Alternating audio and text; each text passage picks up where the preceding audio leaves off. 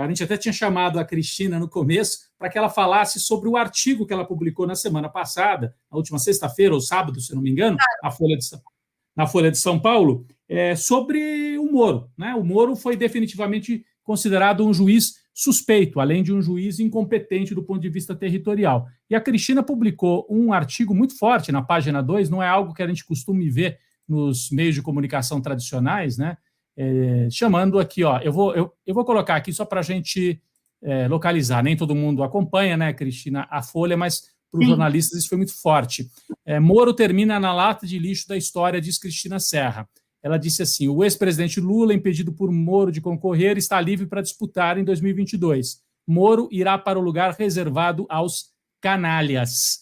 Então, eu queria que você retomasse um pouco por que você... A gente sente uma certa indignação aqui, além do relato jornalístico, né, que está fiel ao que aconteceu, mas tem uma certa indignação aqui. Durante tantos anos, o Moro foi tratado como herói. Acho que é a primeira vez que ele é chamado como canalha na página de um jornal, considerado um grande jornal no Brasil, né?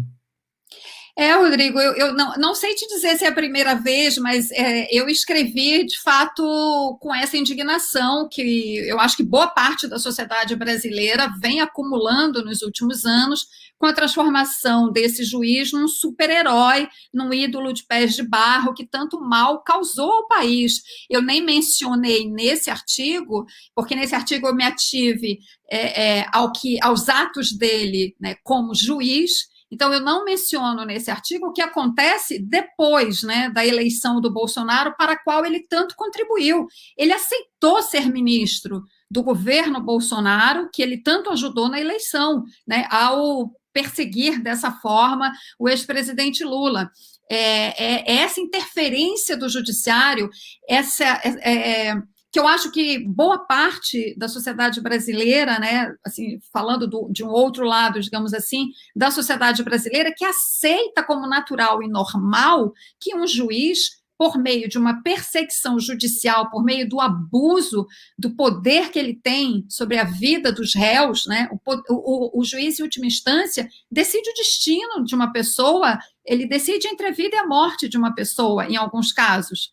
E é um poder muito grande que tem que ser usado com muito equilíbrio, né, com a imparcialidade, que é o que está na base, né, do sistema judiciário. Todo réu tem direito, independentemente do crime que ele tenha sido imputado, tem direito a um julgamento imparcial. E o Moro viola isso durante esse processo todo, de uma maneira frequente, absurda, né, e a boa parte da sociedade brasileira aplaudiu, ou se calou, ou aplaudiu, e o próprio judiciário foi incapaz, né, de, em algum momento, colocar uma trava a esses abusos, até chegar no ponto em que nós temos esse impacto que eu já mencionei na eleição de 2018, e depois ele aceita ser ministro da Justiça desse governo de extrema-direita, violenta, miliciana que nos governa.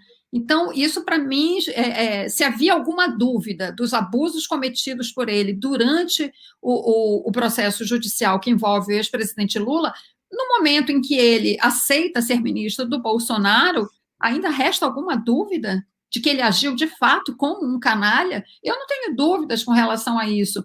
Eu escrevi com indignação e escrevi completamente convencida disso que eu estou dizendo. Isso provocou muita repercussão, muita gente me xingou, né? Enfim, mas é normal, faz parte do jogo. Isso aí. Daiane. Esse ambiente, Cristina,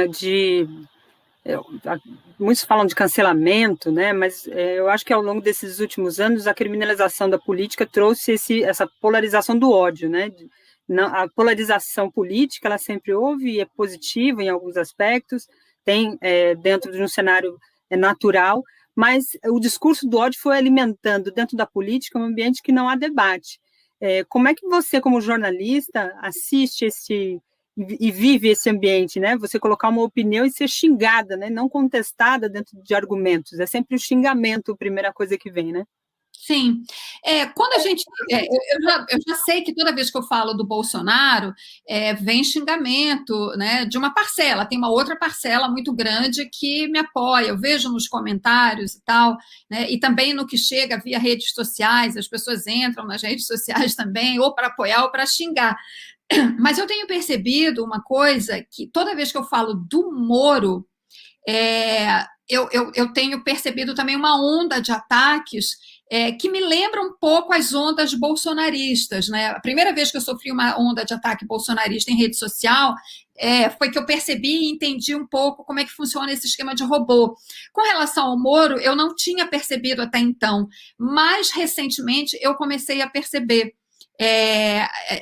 Os comentários são muito parecidos, você entra em alguns perfis e dá uma olhada, o perfil parece meio fake, sabe? Então tem uma onda também, me parece, de robôs atuando pró-Sérgio Moro. É uma percepção que eu passei a ter, porque eu passei a falar muito do Moro ultimamente, né? A partir também daquela...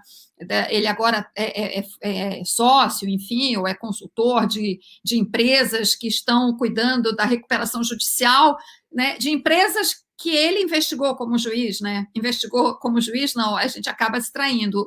Teoricamente, os procuradores investigaram, ele julgou, né? É que como ele age, segundo a Vaza Jato mostrou, ele agiu como chefe, né, dos investigadores, orientando, então por isso que eu falo que ele investigou. O certo é dizer que ele apenas julgou, embora a gente saiba que ele fez mais do que isso. Então, eu tenho escrito muito sobre o Moro ultimamente e tenho percebido essa onda. É muito ruim a gente viver, né, num ambiente desse, porque assim, eu, pelo menos, quando eu escrevo os meus artigos, eu procuro fundamentá-los. Esse último aqui que a gente está conversando, tudo que está ali são fatos, né, relatados, né? A defesa do Lula levantou esses aspectos, eles foram examinados pelos ministros da segunda turma do Supremo, né, para decidir sobre a suspeição do Moro. Então, aquilo que eu estou relatando ali, né, foi examinado pelos ministros do Supremo, avaliado pelos ministros do Supremo e tomaram uma decisão. Então, assim, eu não estou dando uma opinião assim fortuita, tirando da minha cabeça palavras ali a esmo, né? Tudo que eu escrevo é com base em tudo que está documentado, que está saindo na imprensa. Infelizmente, esse é o ambiente que a gente está vivendo, né? Essa polarização da política veio também para a imprensa e a gente vai ter que conviver com isso há algum tempo, mas é preciso manter a sanidade, a calma, o equilíbrio, enfim, e continuar em frente.